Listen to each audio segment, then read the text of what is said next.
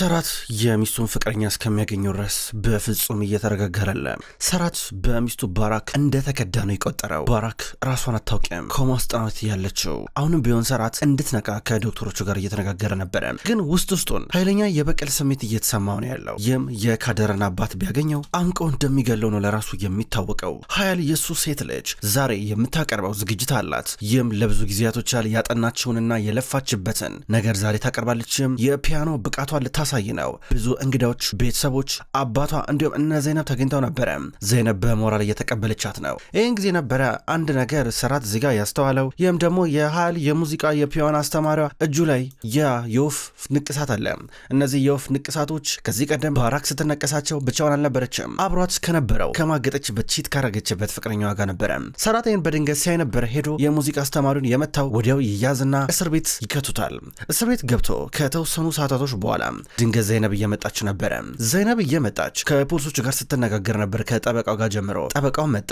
አሁኑን ይፈታ እየተባለ ነበረ። እየተፈታ አብረው ተያይዘው እየወጡ ሰራት ከጠበቃው ጋር እያወራ ነበረ። ሰራት በነገራችን ላይ ያው የሙዚቃ አስተማሪው ክሱን አንስቶልሃል፣ መክሰስ አይፈልግም። እንደገና ደግሞ ጋዜጠኞችም ስለዚህ ጉዳይ እንዳያውቁ የተለያዩ ስራዎችን ሰርቻለሁ፣ ችግር የለም በቃ ትጨናነቅ እያሉ ነበረ። ጨበጠውና ዞር ይላል። ዘይነብ አሁን ከሰራት አጠገብ ናት። አብረው በእስር ቤቱ ኮሪደር ላይ እየተራመዱ ናቸው። ሰራት ስልኩን ከኪስ ውስጥ እየወጣ ነበረ እና ምንድነው አመሰግናለሁ ይባልም እንዴ ብላ የጠየቀችው ነበር። ለምን ብዬ ነው አመሰግንሽ ብሎ እሱ መልሶ ይጠይቃታል። ነፃ ሆንክ እኮ፣ ነፃ የሆንከው በእኔ ምክንያት ነው። አመሰግናለሁ ይባልም እንዴ ማለቴ እኔ ነኝ እሱን ያሳመንኩት እንዳይከስ ክሱን እንዲያነሳ አለችው። እንደዚህ ያደርግልኝ ብዬ ጠይቄሻለሁ፣ ለምኝልኝ ብዬሻለሁ፣ ለምንድነው ያልጠየኩትን ነገር የምታወሪ ሲመልሽልኝ ብሎ ይጠይቃል ነበር። ፈጣሪ ሆይ ትላለች ከኋላ እየተከተለችው። ከዛ ስልክ ደወለ። ሄዶ አቶ ረጅብ እስኪ በእናት የዛን የፒያኖ አስተማሪ ስልክ ፈልግልኝ በእናት ወይ አራሻውን እያሉ ነበረ። ወዲያው ነበረ እሷ ስልኩን የነጠቀችው። ምንድን የምን አራሻ ስለ አራሻ ነው የምታወራው? ሄደ ደግሞ ቤቱ ልደበድበው ነው እንዴ እያለችው ነበር። ስልኩን አምጪው ይላታል። አልሰጥህም። ትላለች። ስልኩን አምጪው ይላታል። አልሰጥህም፣ አይሆንም፣ አልሰጥህም እያለችው ነበረ። አሁንም እንድታመጣው እየጠየቃን ነበረ። ነገር ግን ዘይነብ ደረቅ አለችበት። እሱ አይደለም የሚስት ፍቅረኛ እሱ አይደለም፣ ተረጋጋ ሰራት አለችው። ምን ማለት ነው? ጠየቅሽው እንዴ? ምን ብሎ ነገረሽ? የሆነ ያናገርሽው ነገር አለ አላት። አይደለም ማለት እጁ ላይ የነበረው ታቱ ከዚህ ቀደም ሚስት ላይ አይቶት ነበር። እሱ ራሱ በፈቃደኝነት ተመችቶት ሄዶ የተነቀሰው ማለት በጣም ብዙ የሚለያዩ ነገሮች አሉት። ንቅሳቶቹ ወስደዋለች እዛ ቦታ። ነገር ግን የሚያገናኛቸው ነገር የለም። ፍቃድ ጠይቆ ነበር ንቅሳት የተነቀሰው። እሷ ናት ዲዛይን ያደረገችው ታውቃለህ። እንደገና ደግሞ የእሷ ታቱ ላይ ቁጥር አለ አለችው። አዎ 1012 የሚል ቁጥር አለ። ምንም እስካሁን ድረስ እየገባኝ አይደለም አላት። እሺ ቢሆንም ባይሆንም የለም ይሄ የፒያኖ አስተማሪ በሚስትህ ምንም አይነት ፍላጎት የለውም። እሺ አይደለም በሚስትህ ለሴቶች ራሱ ምንም አይነት ፍላጎት የለውም። መቼስ ምን ለማለት እንደፈለኩ ይገባል። እንካ ስልክህን ውሰድ። ለማንኛውም ብቻ ወደ ቤት እንመለስ። ሴት ልጆች እየጠበቁ ነው። ሴት ልጆችን በተለይ ደግሞ ሀያልን ማናገር አለባለችው። ሀያል እንዴት ናት ብሎ ጠይቃት። በጣም ድብርት ውስጥ ናት ያለችው። ታውቃለህ ለምን ያህል ጊዜ እንደለፋች እዚህ ቀን ላይ ለመድረስ አለችው። እሺ ለማንኛውም ማድረግ ልንገርሽ ከዚህ በኋላ የኔ ጉዳይ ውስጥ እንዳገቢ፣ እሺ በማይመለከትሽ እንዳገቢ አላት። ችግር የለም ትላለች። ትቷት ሄደ። እሷ እየተከተለችው ነበረ። ከዛም በኋላ አሁን እሱ ሄዶ ይቅርታ እየጠየቀ ነበር ሴት ልጁ። ሀያልን ይቅርታ ሲጠይቃት የምን ይቅርታ ነው የምታወራው? አባዬ አዋረድከኝ ለአንድ ዓመት ያህል ቀንም ማታም ስለማመር ነበር ሳጠና ነበረ። ነገር ግን ዝግጅቱ ተበጠበጠ። የሉ ነገር በአንተ ምክንያት ነው ተወኝ በቃ አለችው። ከክፍሏ እየወጣ ከክፍሏ እሷ ራሷ እያስወጣቸው። ድንገት ደግሞ ኤኪም የምትባሉ ሴት ልጁ ከክፍሏ ወጣችና አባዬ እንደውም ሳስመው ከማየ በለጠ አንተ እዛ ኮማ ውስጥ ብትሆን አሪፍ ነበረ፣ እሷ ትሻለን ነበር አለችው። እንዲህ ስትለው በጣም ነበር ያዘነው። ከዛ ወደ ክፍሉ መጣ። ብዙ አሰበ። ቀኑ ሙሉ ብዙ እያሰበ ዋለ። መሸ። በውጭ በኩል ተቀምጦ እያሰበ ነው ያለው። ምን አርጎ እንዴት አርጎ ነገሮችን እንደሚያስተካክላቸው ጨንቆታል። በድንገት ዘይነብ እየመጣች ነበረ። አቶ ሰራት እንዴት ነው ውጪ ንፋስ ብርድ ምናምን ነገር የለም እንዴ? ምን ነው ብቻ ብላ ፊት ለፊቱ ተቀመጠችና ትኩር ብላ አየችው። እሱም ቢሆን እያያን ነበረ። መሬት መመልከት ጀመረ። ልጆቼ ማለት ለኔ ብዙ ነገር ናቸው። የኔ ህይወቴ አለሜ ናቸው። ማለቴ እናታቸውን እንዳይጠሉ በጣም ብዙ ታግያለሁ። ማለቴ በቃ አላቅም እንጃ። አሁን ትክክለኛ ማንነቷን ሲያውቁ ደግሞ የበለጠ እንዳይጠሏት በጣም ፈርቻለሁ። ብቻ እነሱ እንዳያዝኑ የቻልኩትን ነገር በሙሉ አደርጋለሁ። ይሄ ነው የሚሻለኝ። ነገር ግን አሁን ደግሞ እነሱ እኔን ይጠሉኛል አለ። አይጠሉም ሰራት እንደዚህ አታስብ። ይሄ በጊዜ የተፈጠረ ነገር ነው፣ እንደ አጋጣሚ ነበረ አለችው። ከዛ እሱም እንዳለችኝ ታውቂያለሽ ቀደም ኤኪም ከማየ ይልቅ አንተ እዛ ኮማ ውስጥ ብትሆን ይሻለ ነበር አለችኝ እኮ። በጣም ነበር ያዘንኩት። እኔ በጭራሽ እንደዚህ አልጠብቅም ነበር። ምንም ቢፈጠር ምንም ይላታል። መሬት እየተመለከተች ነበረ። ሰራት እንደዚህ እንዲሰማ አይገባም። ማለቴ ያው ህመም ውስጥ ስለሆነ ነው፣ ለዛ ነው። ምንም ቢሆን ምንም ተቃቅፋችሁ አብራችሁ ብታለቅሱ ደግሞ ትልቅ ነገር ነው እያለችው ነበረ። በል በቃ ቡና ላምጣልህ ብላ ከተቀመጠችበት ተነሳች። ከዛ እሱ እጇ እጇን ያዘና እኔ በቻልኩት አቅም እስካሁን ድረስ ታማኝ ነበርኩኝ። ሚስቴ ላይ ባራክ ላይ እስካሁን ድረስ ቺት አድርጌባት አላቅም፣ ሌላ ሴት እንኳን አይቼ አላቅም እያላን ነበረ። ከዛ እጇን ለቀቃት። ከዛ እሷ ትታ ወደ ውስጥ ልትገባ ነው። ለመጀመሪያ ጊዜ የሆነ ስሜት እየተሰማን ነበረ። እሱ ምንም ላይ መስለው ይችላል፣ ነገር ግን እሷ የሆነ ስሜት እየተሰማን ነው። ወደ መኝታ ክፍሏ ሄደች። ካድር ተኝታለች። አሁንም ቢሆን ዘይነብ ውሃውን በብርጭቆ በእጇ ይዛ ብዙ ማሰላሰል ማሰብ ጀመረች። አንገቷን አካባቢ የሞቃት ነው። አንገቷን መጠራረግ ጀመረች። ድንገት ካድር ተነሳች። እህቴ ዘይነብ አተኝም እንዲያለቻት እተኛለሁ መጣው ስትላል ነበረ። በማግስቱ በጠዋት እሱ ከእናቱ ጋር እያወራ ነበረ። አብሮ እያወራ ስማ ይኸውልህ እቺ ሴት እቺ ሞግዚት ከዚህ ቤት መባረር አለባት ትለዋለች። ቆይማ እያስብበታለሁ እያላን ነበረ። የእሱ እናት በጭራሽ ዘይነብን አልወደደቻትም። ለምንድን ነው እዚህ የምትለማመጣት እያለችው ነበረ። ከዛም በኋላ በጠዋት ዘይነብ ሴት ልጆቹን ይዛ ወደ ባራክ ጋር መታ ነበረ። ዘይነብ እዚህ ይዛ የመጣችው ካድርን ጭምር ነው። ነገር ግን ሁለቱ ሴት ልጆቿ የባራክ ሀያልና ኢኪም ወደ ውስጥ ገብተው ከእናታቸው ጋር እያወሩ ነበረ። በውጭ በኩል ደግሞ በመስታወት የሚመለከቱት ካድር እንዲሁም ዘይነብ ናቸው። ዛሬ ደግሞ የሀያል ልደት ነበረ። እማዬ ዛሬ ልደቴ ነው፣ አብረሽኝ ብትሆኝ እንደ ሁል ጊዜ ደስ ይለኝ ነበረ ስላለች ሀያል ኢኪም ደግሞ እማዬ ቢያንስ እኔ ልደቴ እስከሚሆን ድረስ አንቺ መንቃት አለብሽ ብላ እየጠየቀች ነበረ። ከዛም በኋላ አለቀሱና እየወጡ ነበረ። ይህን ጊዜ ነርሶቹ ከባራክ ክፍል እየወጡ ነበረ። ድንገት ካድር እየሮጠች ወደ እናቷ ክፍል የገባቸው እማዬ እያለቻን ነበረ። እማዬ አልተናደድኩብሽም እሺ ትላለች። ዘይነብ ደግሞ እኔ ኑጣ ትላታለች። ካድር የእናቷን እጅ እየሳመች በቀጥታ ይወጣሉ። ከዛ ከሰዓት አካባቢ ነበረ ድግሱ እየተከናወነ የነበረው ቤታቸው ውስጥ። የሀያል ልደት ነው። መሀል ላይ አርገዋት ስጦታ እየተቀበለች ነው። ሁሉም ተራ በተራ ይሰጧታል።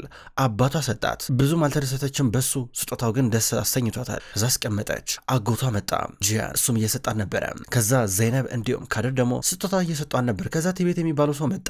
ሰራት እዚህ ጋር ሳየው እየደነገጠ ነበረ።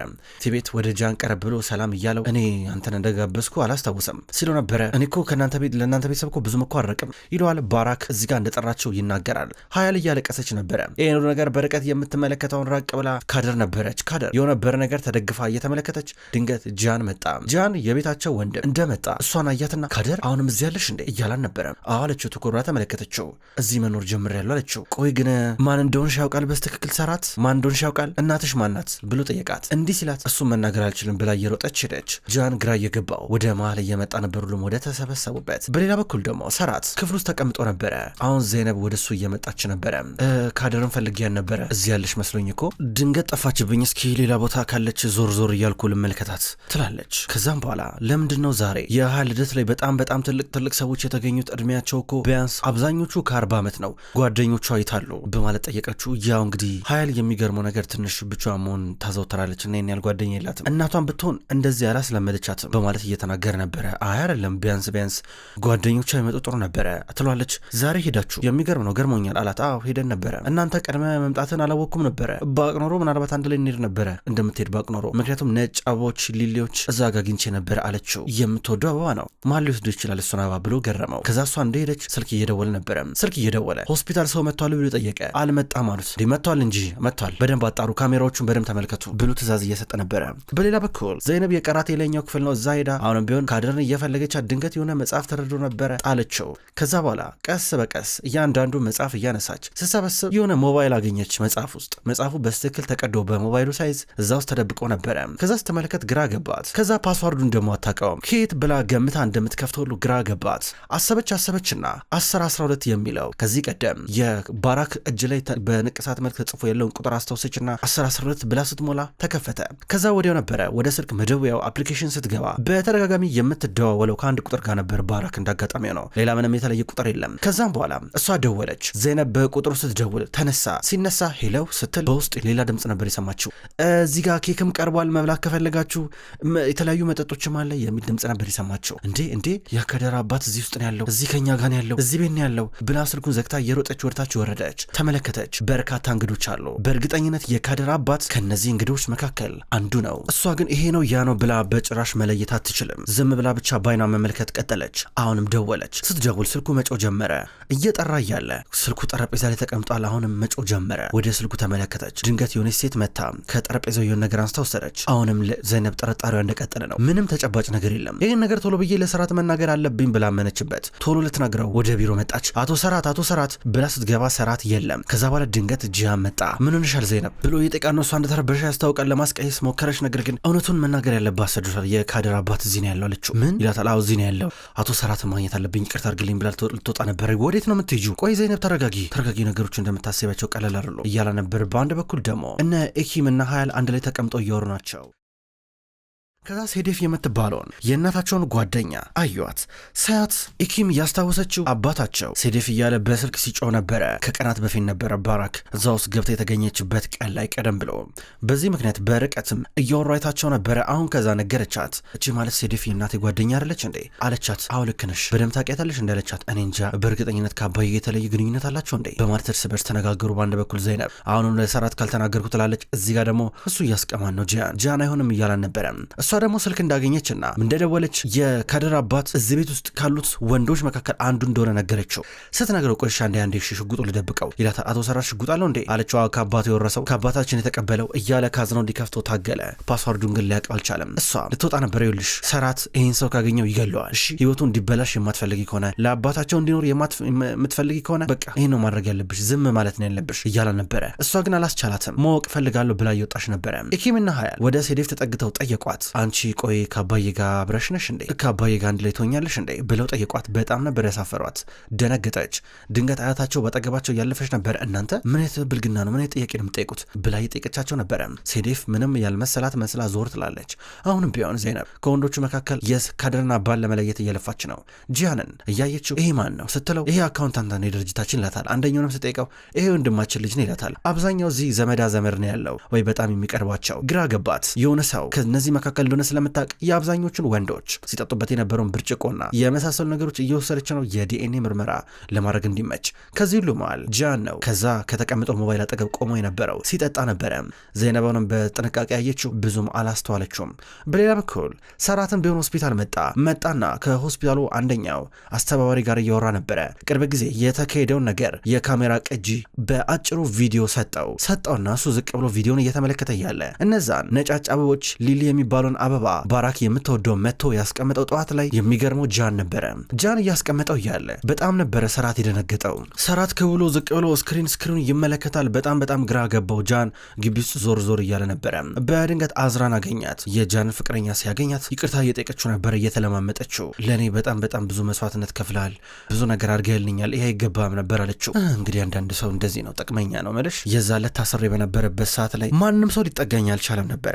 አንቺ ደግሞ ያንን ሰውዬ እንዳልገደልኩት ታውቂያለሽ፣ የምታውቂው ደግሞ ብቸኛው አንቺ ነበርሽ እያላን ነው። በጣም ይቅርታ ስትለው ዞር ባክሽ ብሏት ይሄዳል። ይቅርታ ምንም አይጠቅም ብሏት እየሄደ እያለ ካደርን በርጋ ተቀምጣ አያት። ሳያት እርሷ ቀረበ። ካደር እዚህ ነው እንደምትኖሪው አንቺ አሁን ምንድነው የምታረጊው እዚህ እያላን ነበረ። እዛ ለምን አትሄጂም አላት። ልደት ከሚያከብሩት ከሀያልና ከኢኪም ጋር። እሷ ደግሞ ሰራት ይናድድብኛል አለችው። እንዴ ለምንድነው የሚናድድብሽ? ሰራትማ አይናድድብሽም ይወድሻል እንደው ምን አርገሽው እያላን ነበር። ጸጉሯን መነካካት ጀመረች። ታውቂያለሽ እናትሽም ስሜታዊ ስትሆን እንደዚህ ነው ጸጉሯን የምትነካካው አላት። ደንግጣ አየችው። ድንገት ዘይነብ እየመጣች ነው። ካደርን ስጠራን ነበረ። ከጸጉሯ ላይ የሆነ ነገር ማንሳት ፈልጋ ነው። ከዛም በኋላ እሱ ወዲያው ከዚህ መሄድ አለበት ሄደ። ቶሎ ብሎ ድራሹን አጠፋ። ነገር ግን እሷ ወደ ውስጥ ተመልሳ ገባች።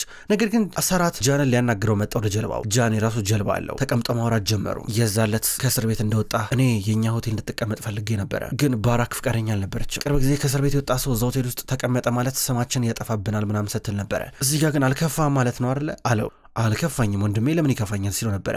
እስር ቤት ውስጥ በብዛተኛ እየመጣን አንጠይቅህም ነበረ፣ ሌላ ሰው ግን ይጠይቃል በእርግጠኝነት አለው። ያው እንግዲህ እሱን እንደዚህ ብዬ መናገር አለብኝ ይለዋል። ጥሩሽ ሆስፒታል መተ ነበረ እነዛ ነጫጫቦች አስቀምጠ ነበር ሄድከው። የሚገርመው ነገር ባራክ ደግሞ እነዛን አበቦች ትወዳቸዋለች አለው። ወንድሜ ማለት ይኸውልህ እዚህ ጋር ምንም የተለየ ነገር ኖሮኝ ሳይሆን ነገር ግን ታስሬ በነበረበት ሰዓት ላይ ባራክ ከጎኔ ነበረች ለዛ ነው ብሎ እየነገረው ነበረ። ሰራት አናገረው ምንም ጠብ የሚል ነገር የለም። ከሱ እየራቀ ያለ እናቱ ድንገት ደወለች። እችን ሞግዚት አባራት እኔ ሌላ የሚችል ሴት አመጣለሁ አለችው። እማዬ መጣው ቆይ አንዴ ብሎ ስልኩን ዘጋው። እናቱ ትናድድበታለች። እኔ እኮ ግራ ገባኝ እኮ እቺ ሞግዚት ከየት እንዳመጣት አላውቅም፣ ማባረር አለበት በጣም ሰነፍ ናት። እሷን አባራታለሁ ከማለት ይልቅ እሺ ዝም ብሎ ይለኛል እንዴ ትላለች። እማዬ ተይ በቃ መቼም ቢሆን ሰራት እሷን ሊያባራት አይችልም ተረጋጊ እያለን ነበረ። ለምን ሲባል ብላ ጠይቋለች። እንደውም የበለጠ አዝራ እንዲሁም እናታቸው ሌላ ነገር እንዲጠረጥሩ ስታደርጋቸው ነበረ። ማታ ላይ ዘይነብ እንዲሁም ሰራት ተገናኝተው እየወሩ ነበር ቤት ውስጥ። ከዛም በኋላ አወሩና እሱ የሚስቱና የእሱን ፎቶ አንደኛውን ፎቶ አያየና ወሮሮ ሰበረው። ሲሰብረው ድንገት ኢኪም ሴት ልጁ መጣች። እንዴት የእናቴን ፎቶ ትሰብርብናለህ እያለችው ነበረ። ሀያልም መጣች። ይህን ጊዜ ዘይነብ እኔ ነኝ ወድቆብኝ የሰበርኩት ብላ ተናገረች። ተቆጧት። ሁለቱም ሴቶች ጮሁባት። እሷ ዞር አለች። ሀያል ደግሞ እዚህ ጋር የተሰባበረውን ለማንሳት ሞከር፣ እጇን እየቆረጣት። ከዛ በኋላ ዘይነብ መታ የሆነ ነገር እየቀባችላትና እያረገችላት ነበረ። ከዛ በማግስቱ በጠዋት ዘይነብ በረጋ ቆማለች። ሁለቱም ኢኪምና ሀያል የሆነ ነገር እንዳይረሱ እያስታወሰቻቸው ነበረ። ትምህርት ቤት ሄዱ ናቸው እንዲዘጋጁ ደብተራቸው መጽሐፋቸውን ምናምን ነገር እንዳይረሱ በረጋ ቆማ እያበረታታቻቸው ነበር። ይላቸው እንደዛ እንደ ሽማግሌ አባታችሁ እንዳትሆኑ ቶሎ በሉ እያለቻቸው ዞር ከማለቷ ድንገት ሰራት መጣኔ ነው ሽማግሌ ያልሽኝ አላት። አረ ዝም ብዬ ለጨዋታው ድምቀት ነው ዝም ብዬ እኮ ነው አለችው። ዞር አላው ሽማግሌ ነው እባክህ እያለች ስትከተለው ነበረ። ከዛም በኋላ ቁርስ ሊበሉ እነ ኢኪምና እነ ሀያል እየመጡ ነበረ። ከዛ ዘይነብም ወደ እነሱ እየቀረበች ነበረ። ከዛ አትክልት ምናምን ነገር የገዙበትን ደረሰኝ ተመለከተች። በጣም ብዙ ገንዘብ ነው የሚያወጡት። እናንተ ሁላ ገንዘብ ነው ለቲማቲምና ለበርበሬ የምታወጡት ብላ ጠየቀቻቸው። ይህን ጊዜ እነ ሀያልና ኢኪም እየሳቁ ነበረ። ከልባቸው ከት ብለው ሲስቁ አነጋገሯና እየተናገረችበት ዘይቤ ነበር ያሳቃቸው። ከዛም በኋላ ሰራት የሴት ልጆቹን መደሰት እየተመለከተ ገረመው። ይህን ጊዜ ደግሞ የሰራት እናት ሌላ ስሜት እየተሰማን ነበረ። የሚገርመው ነገር ከኛ አካባቢ በጣም ብዙ የጓሮ አትክልት አለ። ወንድሜም አትክልተኛ ነው በነገራችን ላይ። ነገር ግን በቃ መሀል ከተማ ሄዶ ሲሸጠው በጣም በውድ ዋጋ ይሸጣል። እናንተ እንደዚህ እኮ ማድረግ እኮ ትችላላችሁ እያለች ስትናገር በቃ እናመሰግናለን አላት ሰራት። እሷ ትታ ልትሄድ ነው። ይህን ጊዜ የሰራት እናት ይኸው እንድንገዛት እኮ ነው ከወንድሟ ከአትክልተኛው እንድንገዛ ፈለጋ እኮ ነው ትላለች። በዚህ ሰዓት ላይ የአዝራ ቦርሳ ፌክ እንደሆነ ኢኪም እያጋለጠቻት ነው። እስኪ ሊዮ ብላ ፎቶ ካነሳችሁ በኋላ ኢንተርኔት ላይ ገብታ ራሱን ቦርሳ ስታየው ሌላ ኦሪጂናል ብራንድ እያገኘች ነው። ይሄ ፌኩ ኮፒው እንደሆነ እያጋለጠቻት ነው። ከዛ ጂያን እንዴ ሊሆን ይችላል ብሎ እየተመለከታት አዝራን በጣም እዚህ ጋር እየጠረጠራት ነው። ክብራትና ክብራን እንኳን ወደ ቅመም ስቶሪ የዩቲዩብ ቻናል በሰላም መጣችሁ ውድ ተመልካቾች። በዛሬው ዕለት ወደ እናንተ የታመሙ አበቦች የሚሰኘው ድራማ በዚህ መልኩ ወደ እናንተ አርሻለሁ። ክብራን ተመልካቾች ቅመም ስቶሪ የዩቲዩብ ቻናል ከዚህ በኋላ የታመሙ አበቦች የሚሰኘውን አስገራሚ ደስ የሚል የፍቅር የቱርክ ድራማ ወደ እናንተ ይዞ ይመጣል። ቀኑን ጠብቄ እኔ ወደ እናንተ አደርሳለሁ። ውድ ተመልካቾች በቅጠል ቲቪ ዩቲዩብ ቻናል በሌላኛው ደግሞ ዩቲዩብ ቻናላችን ዘውድ እንዲሁም ስውር እጅ የሚሰኙ አዳዲስ የቱርክ ድራማዎችን ወደ እናንተ አደርሳለሁ። አቀራረቤ የተመቻችሁ የወደዳችሁት ክብራን ተመልካቾች እዛም እየገባችሁ ሄዳችሁ እንድትመለከቱ በትህትና ጠይቃለሁ። የታመሙ አበቦች እንዲሁም ሌሎች ተከታታይ ድራማ ክፍሎች በቀጣይ ወደ እናንተ ይደርሳል። በቀጣይ በአዲስ ቪዲዮ እስከምንገናኝ ድረስ በያላችሁበት መልካም ቆይታ ይሁን።